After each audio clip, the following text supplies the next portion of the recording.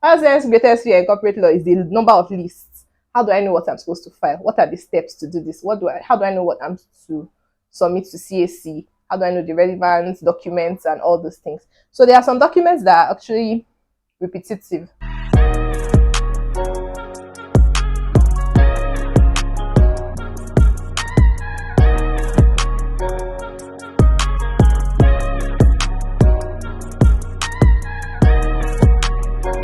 Hello everyone, welcome back to my YouTube channel. I'm super excited to have you watching this video. I am always excited. So in today's video, I have my colleague with me. Her name is Oyin and she'll be sharing with us study tips. By the way, I am a lawyer and I practice in Abuja, Nigeria. And on this channel, I share videos to eradicate ignorance of law in Nigeria, because ignorance of law is not an excuse. However, I have been on a series to actually share videos for people at the Nigerian law school, and I actually have Oyin here with me. Oyin actually, you will see, introduce yourself. Just calm down. Oyin actually, you graduated in 2018 from the Nigerian law school, right? Yeah. Okay, just say hello first. Hi guys. Okay, and she actually had a first class, and that is why I'm actually bringing her here to this YouTube channel, because I told you guys already that I couldn't make that, and I want people like her to actually encourage every student at the Nigerian law school on how to actually pass the bar finals. Okay, so she'll be sharing with us study tips. Okay, let me just hand over the mic to Oyin. Hi everyone. Welcome once again. My name is Oyi and yeah, I talk. So I'm going to be talking to you guys on study tips. And as at the time this video is being recorded, law school students in 2023 batch are currently on their externship. So I'm just giving tips on how to maximize your externship, basically, and how to prepare for the bar finals.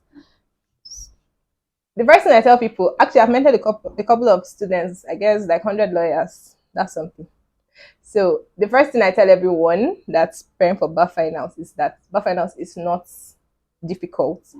And the problem is not that people do not read. The problem is that people do not read to pass. There's a difference between reading for bar finals and reading to pass. So when you hear the large failure rate, 2,000 people failed bar examinations, every one of those 2,000 people actually studied, but they didn't study to pass. So I'm here to give you tips on how to study to pass, because that's really what it's about. So yeah, the first tip is that you have to study to pass. What does that mean? It means that every time you're reading your book, you have to study with exam in mind. You have to study with the idea of how to apply what you're actually reading, because there's no point knowing everything and then when it comes to practical questions, you can't apply them. On how to study your courses. Now, I know law school is really broad, so they have like 20 weeks of lectures, and these lectures are actually really bulky and all. And you have to like prepare for an examination that just like 5 days. You don't have breaks in between. But finance is intense. The fact I said it's not hard doesn't mean it's easy. It's intense, but it's not difficult. It's something you can do. So the first reading tip I'll give you is one, overview. You should have an overview approach to studying. What this means is that you read your books like it's a story. It's like a novel. Most people do not do this, which is why most people do not cover their curriculum. I think it's important to read your book as a story before you start trying to form notes and trying to jot and all those things. Just get the idea, learn it. Law school is not trying to test your memory. They're trying to test your application, your ability to apply what you have learned. So I tell my mentees, and I'm telling you today, the first thing you should do is to read your book calmly. When you read without the pressure of having to look for points to jot down, you actually cover more. You can read an entire topic in 1 hour if you read it like a story. It's when you're struggling to look for the cases, look for the authorities and everything, you won't finish it. So yeah, that's the first tip. The second tip is to use mnemonics. Now, before I go further on this tip, many of us, or all of us in law school, everybody in law school and everybody that will be going to law school, this is not the first time you're approaching academics in your life. What this means is that you already have a system that worked for you in the university and probably primary and secondary school. Law school is not the time for you to start trying to create a new system. I would not advise anybody to do that. It's a time to develop your system. How have you been studying before now? And how can you make it better because of the intensity of law school? So it's not any much different from every other academic stage you've passed. So the use of mnemonics is like normal, looking for catchphrase, looking for how to like use alphabets to identify important points. It just makes it easier for you to remember. Those are things that help you catch information better. Maybe somewhere in this video we'll write what mnemonics means for you. Then there's the part of answering past questions. That's the third point. So I've talked about the overview style, mnemonics. Now I'm talking about answering past questions. I cannot overemphasize the importance of answering past questions. You have to answer past questions if you're preparing for bar finals. Don't just read. And don't wait till you finish reading before you start answering past questions. You know, studying past questions is actually a way of studying for bar finals. Because you get, I know some people that studied just past questions and you were called to bar. Don't do that. I'm not saying you should do that, but I'm just saying you should actually practice past questions to actually guide you to know how to apply questions. And then studying past questions will also help you to know possible exam questions, help you to know important areas of your notes, to help you to read your book like a lecturer. So when you try to answer a question, you know that, okay, this is something they can ask, and then you pay more attention to it. I hope I'm making sense. All right, so yeah, study past questions, teach you how to apply. Like I said in the beginning, everybody reads, but not everyone knows how to apply. And that's what makes the difference in those that pass and those that fail. And those that make first class and those that don't. So yeah. Then I'm going to talk briefly on using pre-written notes. That's the next study tip. I get this question a lot from law school students. Can we use notes that people made before us? Do I have to form my own notes and all those things? Well, the first most important material you need in law school is your lecture notes. What did your lecturer say in class? That's like the most important thing you need before any other thing. But I also encourage people to use those things, but you use them with discretion. Compare them to your lecture notes. Never depend on them. If you're like me, I didn't form notes in law school. I didn't have time for all those creation of notes. You know how people just sit down and they're like, seriously forbidden. I didn't know. That wasn't me. So I know there are people that do that, and that's, like I mentioned, people have systems that work for them. But if you're not like that, please, you can actually rely on pre-formed notes. I know I used Kenneth's notes. Kenneth is a lawyer. He works with Templars currently. I used his notes when I was in law school, and it actually kind of guided me. So I know that there are a lot of such notes available for you to use. So you can just use them as a guide. And the good thing is that they're usually soft copies, so you can just have them on your devices and just use them on the go. It saves you time, but it should not replace your attention in class and then forming notes in class.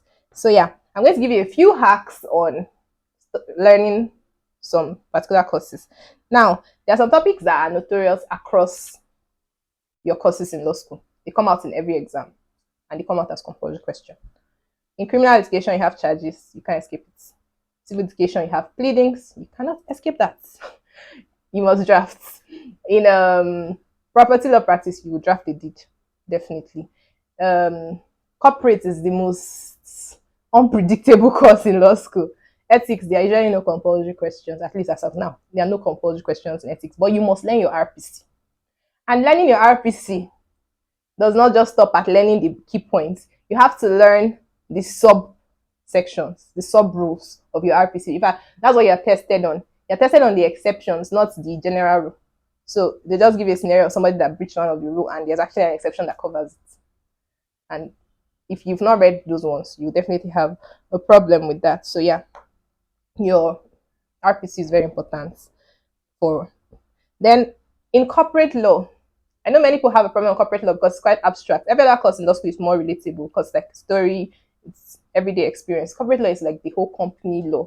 It's what most of us have not had personal interference with throughout our studies as undergraduate and all. We just know it by the books. We've not really had human interactions with that area of law. There's a tip we had from my lecturer during my set, and that's the fact that you should take note of, because one of students' greatest fear in sorry, I had to cut in. One of students' greatest fear in corporate law is the number of lists. How do I know what I'm supposed to file? What are the steps to do this? How do I know what I'm to submit to CAC? How do I know the relevant documents and all those things? So there are some documents that are actually repetitive. Note that law school does not expect you to write everything in your bar finals. There's something called the marking scheme. That's one thing that past questions helps you to get. From a tip we got from our lecturer, if you have at least 6 of those points, you've gotten the marks. So if you can get 6 that are recurring, you can just cram those ones and pour it in every question. Then do I have any other? Yeah, drafts. You cannot write bar finals without drafting. You have to draft. So learning your drafts, I tell people not to cram drafts because cramming your drafts is a waste of your time. You need to learn your drafts because it's an important part of your examination. Now, draft is marked like mathematics, so it's like formula. So you have the heading, suite number, parties, the other heading, the body of the draft, dates and dating your draft, then franking and all those things. Each of those points carry their own marks. What it means is that you can never get zero in a draft, even if you have not studied it so much. Just learn it in parts. Learn it in parts. Don't learn it as a lump document. That's something I believe will help you. I hope this video was helpful, and I really believe it's going to help you in your bar finals preparation. Take advantage of your externship period. That's the time for you to prepare for bar finals. All right, guys, I wish you guys all the best in your exams. Thank you so much, Oyi. I really appreciate you for sharing those helpful tips. I can say helpful because I really understand what you were saying, and I so much believe that it will really help a lot of you if you can actually follow them. You are not to just work with these study tips alone. You can always work with other ones, but I can actually attest that she dished out a lot of helpful tips. So thank you so much, Oyi. And if you have any question, do not hesitate to drop in the comment section. If I have a reason to drag her back to film another content with her, I know she would like, right? You would definitely oblige us. Okay, so do well to drop a comment in the comment section, and if you like this video, do not forget to give it a thumbs up and also share with your colleagues. Okay? You should actually share it. Yes, please help do as well many to people share. as possible. All right, thank you so much for watching. I will see you in another video. Bye.